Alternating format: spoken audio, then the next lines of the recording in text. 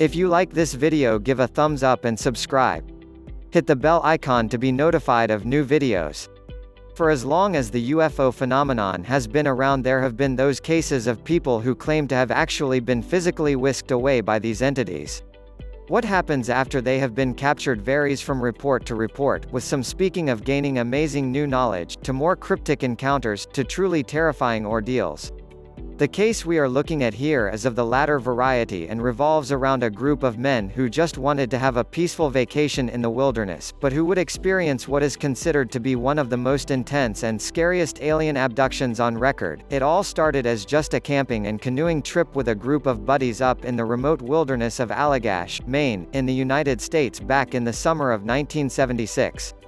The plan was for the group, composed of brothers Jim Weiner and Jack Weiner and their friends Charles Foltz and Charles Rack, who had all met at the Massachusetts College of Art and Design, to go canoeing down the Allagash Wilderness Waterway, camping out, and fishing along the way, and it was supposed to be a great week-long adventure for them.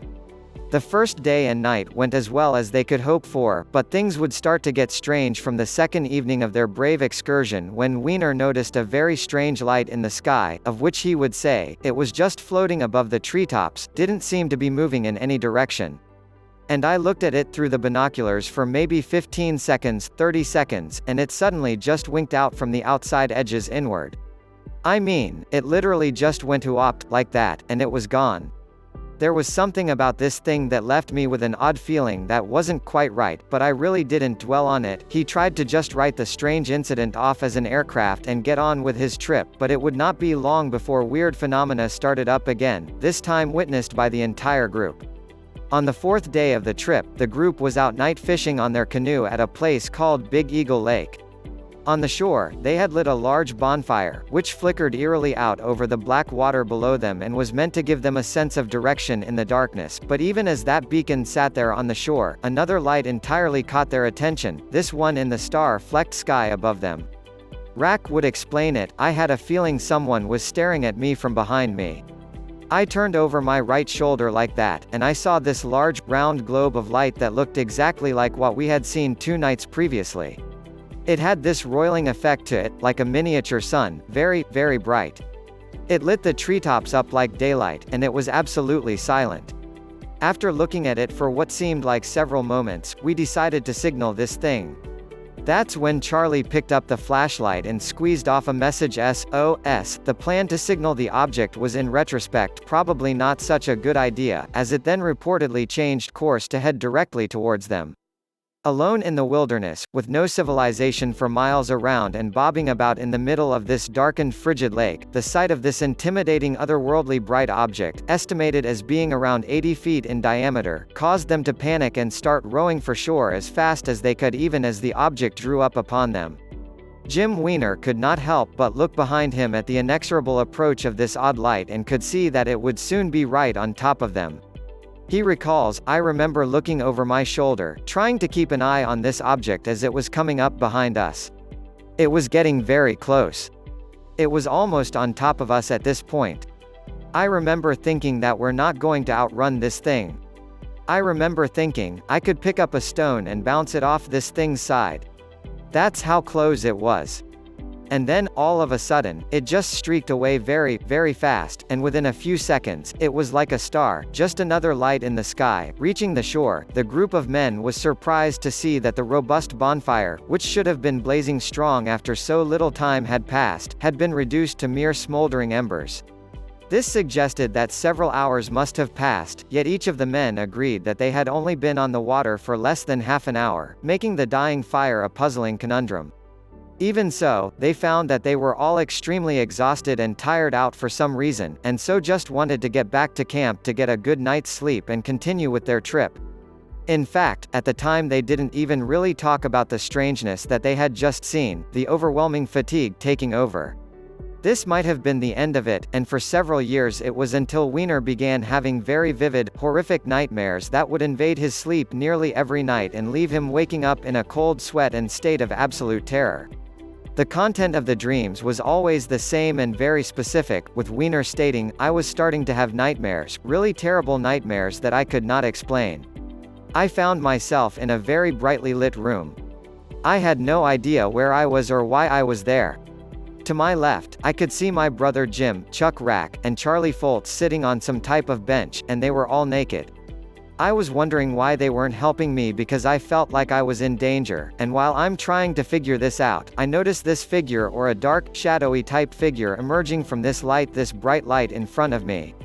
I would wake up, sweating and breathing heavily and just in a state of terror and shock. These bizarre nightmares got so bad that they started to affect his waking life, and it would get stranger when he discovered that the other men who had been with him on that trip were having similar nightmares as well, all of which had shared elements of a feeling of helplessness and an unknown entity present in the shadows.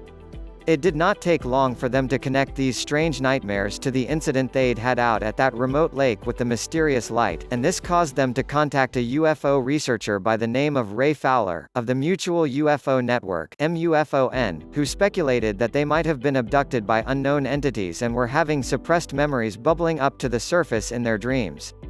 He arranged to have the men hypnotically regress to see if their memories could be dug up, and this is where the story would get even weirder than it already was. The hypnotic sessions were conducted by Anthony Constantino, and each man was hypnotized separately, with no interaction between them in the meantime, and the stories they had to tell are terrifying, to say the least.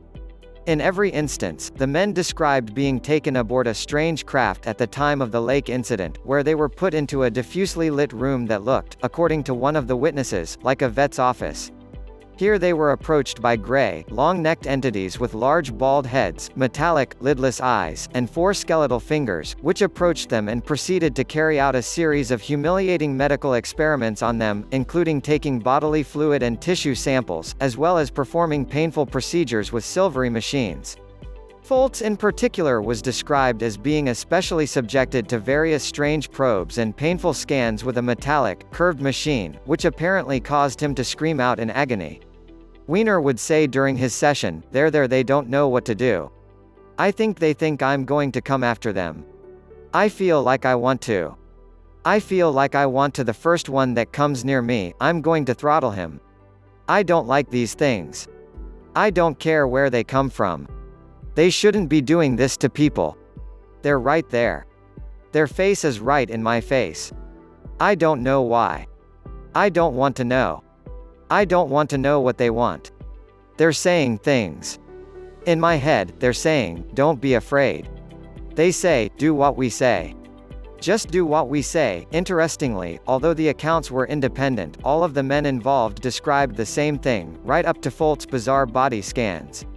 Being artists, they were able to draw detailed sketches of the entities and the room they had been in, all of which looked the same, and additionally, they all passed psychiatric evaluations and polygraph tests with flying colors.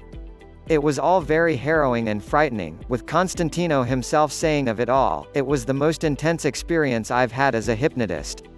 After working with those guys, I was scared. I still am. I think it's true. I think they were being tagged, the way we tag and study sharks and bears and then release them. For all appearances, it seemed as if they were telling the truth, or at least strongly believed they were." Fowler was so excited about the case that he would go on to write a whole book on it, called The Allagash Abductions, but over the years there would appear some cracks in the story. It all started when Charles Rack began to fall unusually silent on the matter of the abduction, even as the other men freely discussed it with researchers. He would finally come forward to claim that, although the lights in the sky had been real, the abductions had been entirely fabricated by the group to make some money. Pretty much the only thing he agreed really happened was that they all saw anomalous lights in the sky, but according to him the missing time and the eerie alien encounters they all described were a load of bunk and had never happened, and that on top of this they were all stoned at the time. Yet the other 3 men adamantly stuck by their story, with Weiner saying, "Jack, Charlie, and I, after all these years, are still in agreement with the Eagle Lake event as we 3 remember it. We also accept the results of the hypnotic regression sessions and subsequent polygraph tests as supportive of an abduction scenario. To make matters more complicated still, they and Fowler believe that Rack was intentionally trying to destroy their credibility after a falling out, interestingly because they say that he was the one trying to make money off of it and the rest of the group did not agree with that. They are also quick to point out that Rak was always a bit of a wild card and had long had temper issues, essentially painting him as someone who had lost control and then flown off the rails. Wiener would tell Fowler of Rak, "We definitely steer clear of him because the guy is a loose cannon and a mental disaster area." I personally believe that Mr. Rak's self-aggrandizing rationalizations and disparaging accusations are simply the rantings of an angry and resentful individual, on whom his former friends have turned their backs. So what is going on here? Was Rak just fed up with his friends and wanted to spoil the party? Are the other three correct in their assessment of what went on? The case of the Allagash abductions has gone on to become quite the classic case and has been debated and discussed to this day. What happened to these men out there in that remote land? Was this a genuine UFO abduction, or is there something else going on behind the scenes? The three witnesses other than Rak have continued to stand by their story, and the truth of the matter is that we will probably never know, and this just serves to be one more weird case to add to the many.